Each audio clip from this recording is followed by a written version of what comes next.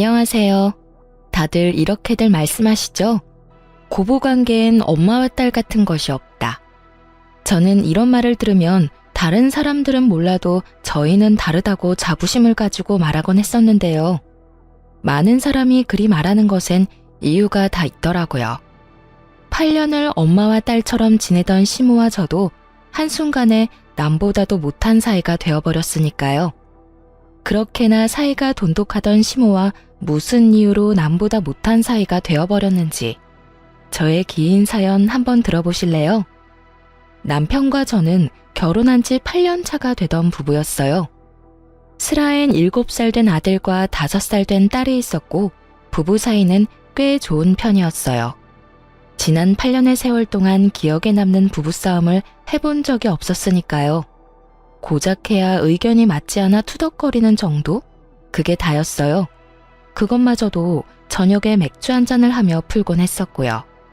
이렇듯 남편은 뒤끝도 없고 다정한 사람이었고 무엇보다 아이들에게도 친구처럼 잘 놀아주고 잘 지내는 참 멋진 아빠이자 좋은 남편이었어요. 평화로운 가정만큼 시댁과도 사이가 참 좋았어요. 시댁이라고 해봤자 시부는 몇 년 전에 돌아가시고 시모와 시동생뿐이긴 하지만요. 모든 기혼 여성분은 아시다시피 시댁이라고 하면 시모와의 관계가 제일 골칫거리잖아요. 전 최소한 그런 골칫거리는 없었어요. 사연 처음에 말씀드렸다시피 시모와의 관계가 아주 각별했거든요.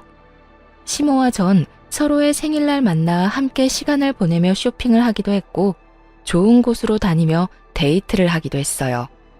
시부가 살아계실 땐 아이들을 시부와 남편에게 맡겨두고 둘만의 여행을 다니기도 했고요. 엄마, 정말 너무한 거 아니야?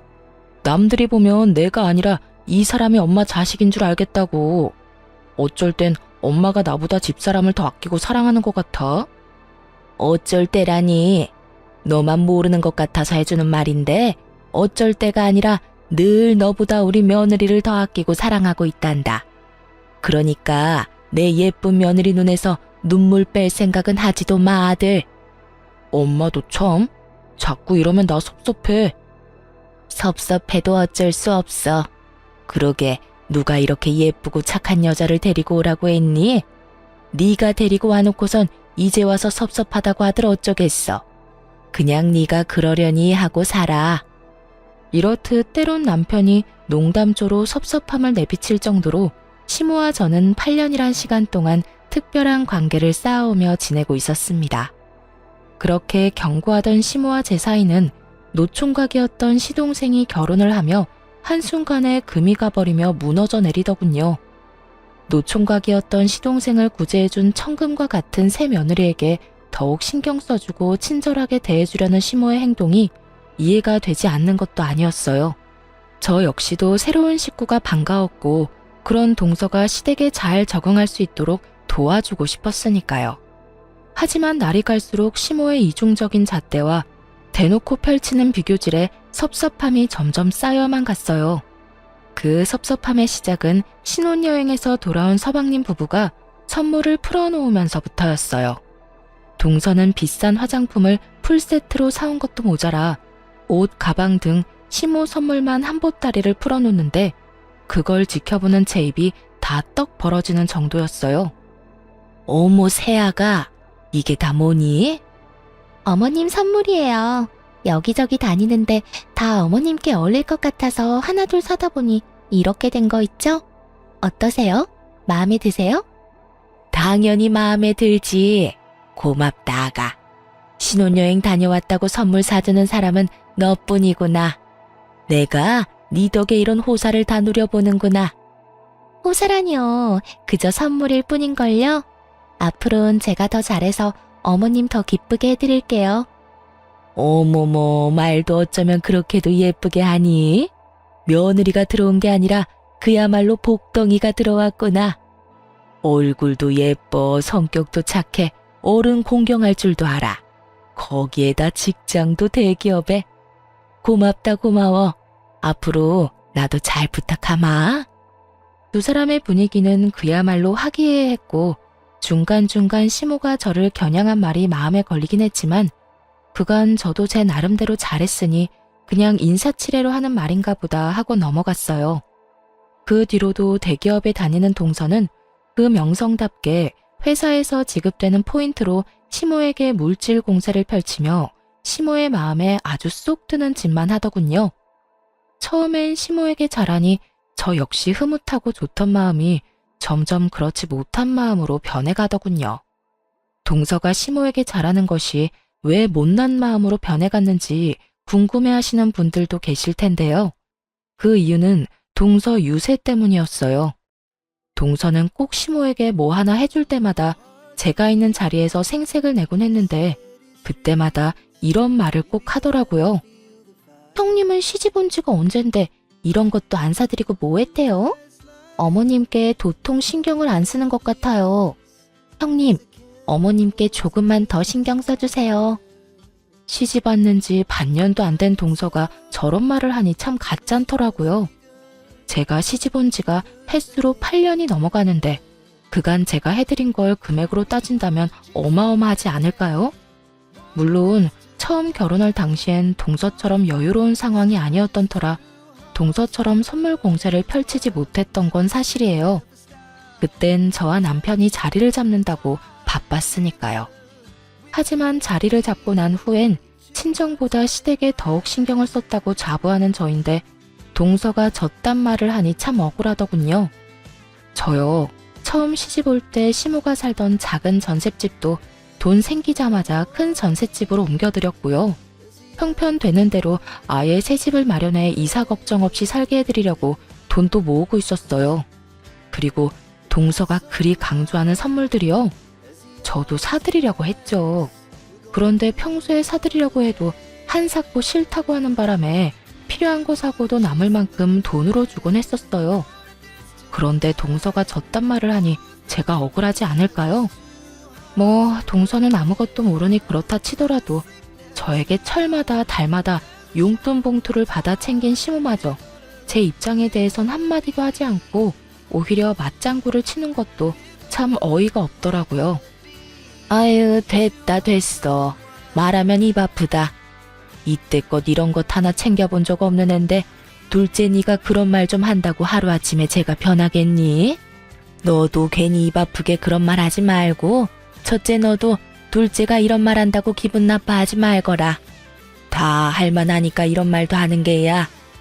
저에게 도움은 도움대로 다 받고 대기업 다니는 동서 옆에 딱 붙어 대놓고 동서 말에만 맞장구 치는 꼴이라니. 참 시모에 대한 섭섭함은 이루 말할 수도 없었고 실망감마저 쌓여가고 있었습니다.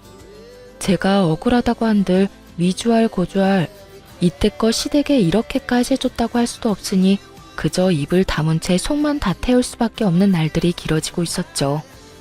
그렇게 제가 입을 다물고 있는 사이 시모와 동서의 사이는 점점 더 가까워졌고 저와 시모의 사이는 점점 더 멀어져만 갔어요. 그러던 와중 시모의 생일이 다가왔고 전 매년 그러하듯 운영하는 가게를 직원에게 맡기고 시댁에 갈 준비를 하고 있었어요. 동서가 들어오고 난 후 사이가 틀어지긴 했지만 그렇다고 해서 8년이라는 시간 동안 연례 행사처럼 해왔던 시모와 보내는 시간을 그냥 무시한 채 넘어갈 순 없겠더라고요. 거기에다 늘 그렇듯 시간을 함께 보내다 보면 틀어졌던 시모와의 관계가 조금은 괜찮아지진 않을까 하는 헛된 기대도 있긴 했고요. 아무래도 워낙 시모와의 사이가 각별했던 터라 그때까진 그런 시모라도 잘 지내던 그때로 돌아가고 싶은 마음이 컸던 것 같아요. 그렇게 기대를 안고서 전 늘 그렇듯 시모를 태우러 시댁으로 향했고 그곳엔 시모만 아니라 동서까지 저를 기다리고 있더군요. 동서가 웬일이야? 오늘 평일이잖아. 하루 연차냈어요. 다른 날도 아니고 시집오고 처음 맞이하는 어머님 생신이잖아요. 그래서 특별히 연차 좀 썼어요. 들어보니 매년 어머님이랑 시간 보내셨다면서요? 그래서 올해부턴 저도 같이 시간 보내려고요. 괜찮으시죠? 당연히 괜찮지. 뭘 그런 걸 묻고 그래? 첫째야, 우리 둘째 너무 기특하지 않니? 내 생일이라고 그 바쁜 회사 하루 쉬기까지 하고 말이다. 내가 다른 건 몰라도 며느리 복은 제대로 받은 모양이구나. 이런 며느리가 또 어디 있겠어? 그렇지 않니? 그러게요. 어머님 좋으시겠어요. 그럼 좋다마다. 오늘 내 생애 최고의 생일이구나. 그 순간 전 예감했어요. 예기치 못한 동서의 등장으로 오늘 하루 저의 계획대로 흘러가긴 글러버렸다는 것을요. 거기에다 전 시모의 시선을 받기는커녕 동서의 병풍 역할이나 하다 끝나겠다는 것까지도요. 생각 같아선 바쁜 일이 생겼다며 집으로 돌아가고 싶은 마음이 굴뚝이었지만 이미 늦어버린 상황에 하는 수 없이 셋이서 불편한 데이트를 시작하게 되었습니다.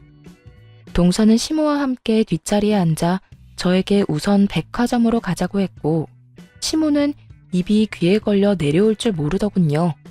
저의 표정은 실시간으로 굳어져만 갔고요. 저의 예상대로 두 사람은 저를 운전기사와 짐꾼쯤으로 여기는 듯 했고 처음엔 다른 날도 아니고 시모의 생일이니 참아보자 했던 마음도 점점 제 손에만 쌓이는 짐들과 시모의 비교질에 폭발하고야 말았죠. 어머니, 이것도 너무 예쁘네요. 저번에 사드린 옷이랑 같이 신으시면 딱 맞을 것 같아요. 이것도 하나 사세요. 어머, 이거 엄청 비싸지 않니? 에이, 신발이 비싸봤자죠. 가격 신경 쓰시지 말고 그냥 사세요. 이럴 땐 제가 며느리 노릇 좀 하게 그냥 못 이기는 척 받으시면 돼요. 역시 대기업 다니는 며느리는 달라도 너무 다르구나. 이렇게 비싼 신발도 턱턱 사주고 말이다. 내 발이 우리 며느리 덕분에 아주 호강하게 생겼어. 에이, 이깟 신발 하나에 호강은 무슨. 제가 앞으로 더 호강시켜 드릴게요. 내가 며느리 덕이란 걸 너 때문에 다 누려보고 역시 우리 둘째 며느리가 최고구나. 시모가 동서를 치켜 세우면 치켜 세울수록 제 손에 짐은 점점 늘어만 갔고 그럴수록 저의 짜증은 곱절로 늘어갔어요. 도저히 안 되겠다는 생각에 손에 있던 짐을 동서에게 넘겨주려고 했거든요. 그런데 동서는 갑자기 말도 안 되는 변명을 짓거리기 시작하더군요. 동서, 도저히 안 되겠어. 이건 동서가 좀 같이 들어. 형님, 저도 같이 들어드리고 싶긴 한데요. 아시다시피 오늘 쉬느라 어제 일을 너무 무리해서 하는 바람에 팔부터 어깨까지 멀쩡한 곳이 없네요. 이 무슨 성이라고 눈꼽만큼도 들어가지 않은 변명을 듣고 있는데 정말 어처구니가 없더라고요. 도대체 저를 얼마나 무시하고 있으면 이런 말도 안 되는 말을 변명이라고 하고 있는 것인지. 그 순간 열이 확 뻗쳐 동서에게 따져 물으려는 순간 시모가 나서 제 입을 막아버리더군요. 이까지 짐 무거워봤자 얼마나 무겁다고 나눠들라고 하는 게야. 네 눈엔 우리 둘째 힘들어서 얼굴 다 상한 거 안 보이니? 어디 감히 대기업 다니는 우리 귀한 둘째한테 이딴 짐이나 들게 해. 잔말 말고 네가 다 들거라. 넌 남는 게 힘밖에 없지 않니? 이 말만 해도 기가 차 코가 막히는 지경인데 뒤이어 나오는 말은 더욱 가관이었습니다. 이딴 짐이나 들려고 우리 새아기가 일까지 쉬고 여기로 온 줄 아니? 어디 건방지게 누구한테 짐을 들라 마라 명령질이야? 그 순간 이런 말까지 들어가며 언제까지 참고 있어야 하나 이런 생각이 들더군요. 이쯤 되니 저도 할 말은 해야 한다는 생각이 들기도 했고요.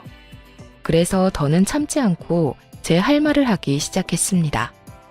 아니 어머님, 저도 오늘 가게 직원한테 맡기고 왔어요. 저는 어디 노는 사람인가요? 저도 일해요. 그리고 팔 아픈 걸로 치면 동서보다 제가 더 아프지 않겠어요?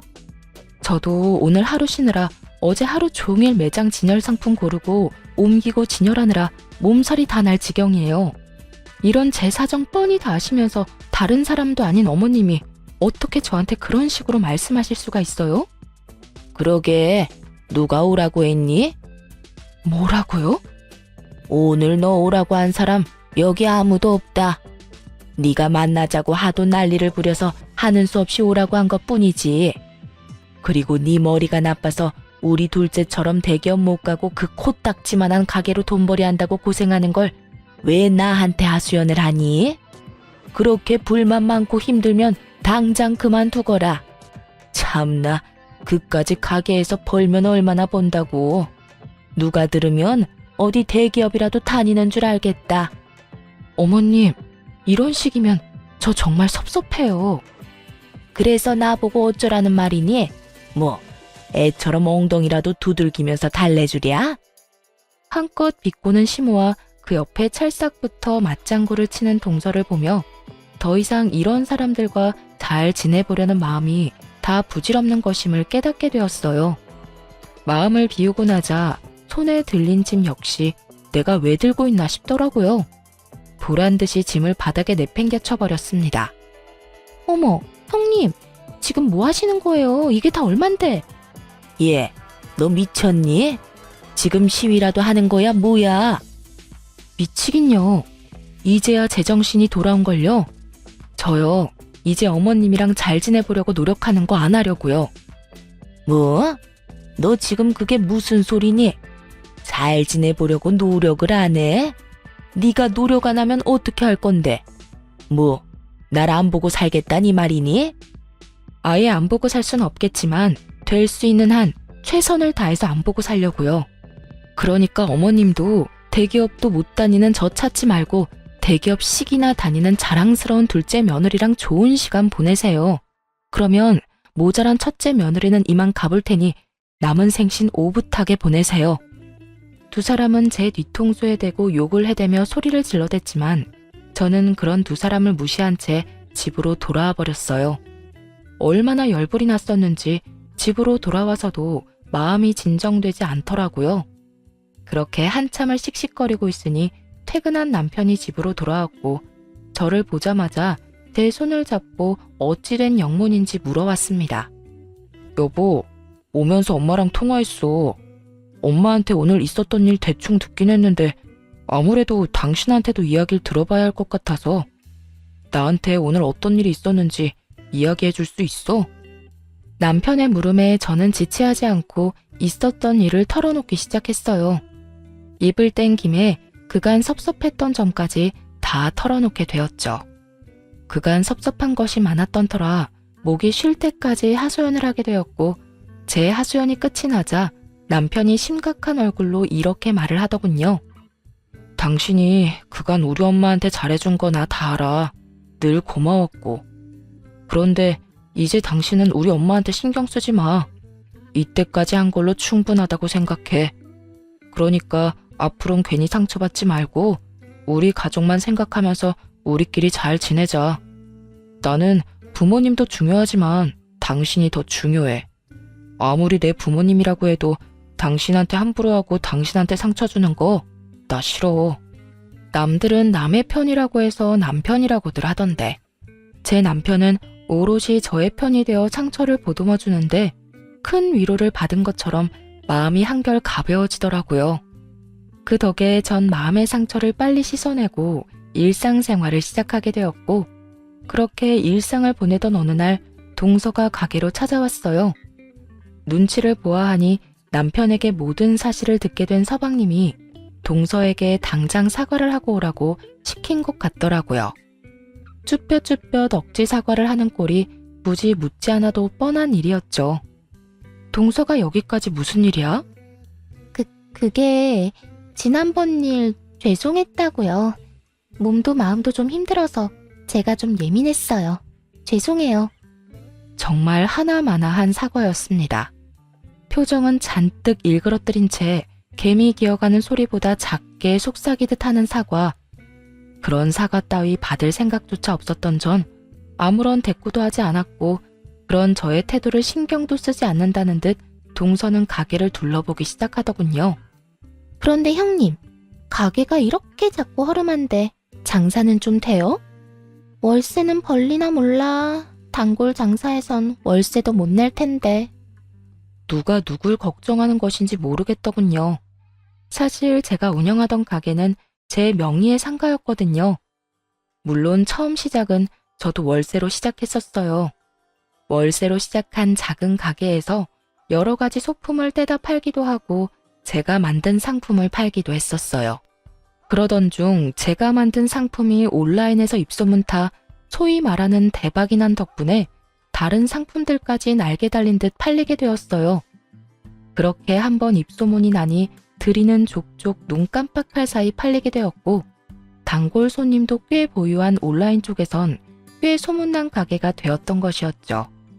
그렇게 벌게 된 돈으로 시모의 집도 더 넓은 곳으로 이사하게 해주었고 더 좋은 아파트에 살게 해드리고 싶어 돈까지 모으고 있는데 월세나 걱정해주니 웃길 수밖에요. 참 고맙네. 동서가 내 가게 월세 걱정까지 해주고 말이야. 그런데 동서, 월세 걱정은 안 해도 돼. 그건 내가 알아서 다 할 수 있으니까 말이야. 시모도 모르는 제 명예의 상가를 동서에게 말할 필요가 없었던 저는 웃으며 그런 걱정은 하지 말라고 했더니 순식간에 표정이 굳은 동서가 다짜고짜 이런 말을 하는 게 아니겠어요? 혹시 형님, 어머님 집 물려받을 수 있다는 헛된 꿈 꾸고 있는 건 아니죠? 뭐? 어머님 집? 그 전셋집 말이야? 아니요. 전셋집 말고 어머님 곧 새 아파트에 입주하신다고 하던 그 왜 있잖아요. 그 비싸기로 유명한 아파트요. 혹시나 해서 하는 말인데 어머님이 그 아파트 형님네 말고 저희 주신다고 했어요. 그러니까 그 아파트는 쳐다도 보지 마세요. 고래고래 소리를 지르며 있지도 않은 아파트에 침을 바르고 있는 동서를 보니 그간 동서가 왜 그렇게 시모에게 잘했는지 알 것 같더군요. 시모는 아직 사주지도 않은 집을 마치 자신의 힘으로 마련할 것처럼 동서에게 떠들어댔던 거죠. 훗날 제일 잘하는 자식에게 자신의 재산을 다 물려줄 것처럼 굴었던 것이었어요. 물려줄 재산은커녕 노후 자금조차 쥐뿔도 없는 시모가 그런 말을 했다는 사실도 어이가 없었지만 그 개떡 같은 말을 철석같이 믿고 있는 동서도 참 한심하더라고요. 동서, 뭔가 절대 이루지 못할 허황한 꿈을 꾸고 있는 것 같은데 어머님 그런 돈 없어. 그러니까 괜한 기대 그만하고 그딴 꿈에서 얼른 깨. 그게 동서한테도 이로울 테니까. 제가 이렇게까지 말했는데도 동서는 전혀 제 말을 이해하지 못한 듯 싶더군요. 제 말에 오히려 저에게 삿대질까지 하며 막말을 퍼부어대기 시작하는데 미쳐도 제대로 미쳤구나 싶었습니다. 참나, 누가 그렇게 말하면 속아 넘어갈 줄 알아요? 형님, 그렇게 안 받는데 정말 대단하시네요. 재산 좀 받아보겠다고 거짓말까지 다 하시네? 형님이 아무리 그래도 어머님 재산은 다 우리 몫이니 형님이나 꿈 깨세요. 내가 투자한 돈하고 시간이 얼만데 양심도 없어. 아무것도 안 하고 재산이나 노리는 꼴이라니. 제대로 미쳐버린 동서의 언행은 난동에 가까웠고 저 역시 그런 동서에게 밀리지 않고 똑같이 맞서며 이렇게 말해주었어요. 다 동서 생각해서 해주는 말인데 이딴 식으로 나오면 곤란하지. 그리고 어디서 삿대질이야? 아무리 그래도 내가 손윗 사람인데 행동 똑바로 못해? 제 말에 동서는 비웃음을 날리며 제 어깨를 손가락으로 툭툭 치며 밀어내기 시작하더라고요. 아니, 사는 게 힘든 거 잘 알겠는데 아무리 그래도 남이 침 발라놓은 재산 노리고 그러면 안 되지. 그런 걸 보고 뭐라는 줄 알아요? 거지심보라고 해요. 아무것도 안 하고 돈이나 노리는 짓거리 말이에요. 무슨 말인지 알아들었으면 내가 받을 재산엔 눈길도 주지 마세요. 알겠어요? 있지도 않은 재산 타령을 하는 인간 말종과는 더는 대화 따위 나누고 싶지도 않더라고요. 이미 동서의 언행이 도를 지나치기도 했고요. 화가 난 저는 동서의 손을 거칠게 뿌리쳐버리곤 그대로 동서의 머리채를 잡아 가게 밖으로 밀어버렸어요. 그리고 생수 한 병을 뜯어 벙찐 얼굴로 서 있는 동서의 얼굴에 시원하게 다 부어버리곤 가게 문을 잠가버렸습니다. 야, 너 이게 무슨 짓이야? 네가 나한테 이런 짓을 하고도 무사할 줄 알아? 내가 너 가만 안 둘 거야. 가만 안 두면 어떻게 할 건데? 그리고 네가 날 가만 안 둘 동안 나는 가만히 있겠니? 네가 나한테 손대는 순간 내 손도 가만히 있지 않을 테니 그런 줄 알고. 어디서 건방지게 되지도 않은 행패야 행패가. 야! 야라니. 한참 어린 게 어디서 반말질이야? 이번엔 머리채 말고 주둥이까지 뜯기고 싶어? 더 얻어맞기 전에 얼른 가라. 생각 같아서 확 쥐업해주고 싶은 거 넓은 아량으로 보내줄 테니까 빨리 꺼지란 말이야. 동서는 제 말에도 아랑곳하지 않고 가게 앞으로 지키고 서서 난동을 부리기 시작했고 곧바로 서방님을 불러 동서를 직접 데리고 가게 했죠. 서방님의 손에 질질 끌려가던 동서의 모습은 아직까지 잊혀지지가 않네요. 얼마나 통쾌했는지 지금까지도 그 생각만 하면 미소가 절로 지어질 정도라니까요. 그 후 서방님은 저에게 남편을 통해 진심 어린 사과를 전해왔고 시모는 동서에게 무슨 말을 어떻게 들었는지 휴대전화가 뜨거워질 정도로 쉬지 않고 전화를 하기 시작했어요. 이미 시모에 대한 실망감 역시 컸던 터라 예전으로 돌아가기엔 이미 늦은 일이었고 더는 시모와 가까이 지낼 마음도 없을 뿐더러 그런 사람과 말조차 섞고 싶지 않았어요. 그랬기에 전 그 많은 시모의 연락에 무시로 일관된 태도를 보였고 저에게 할 말이 무수히 많은 시모는 기어코 남편에게까지 연락을 해오더군요.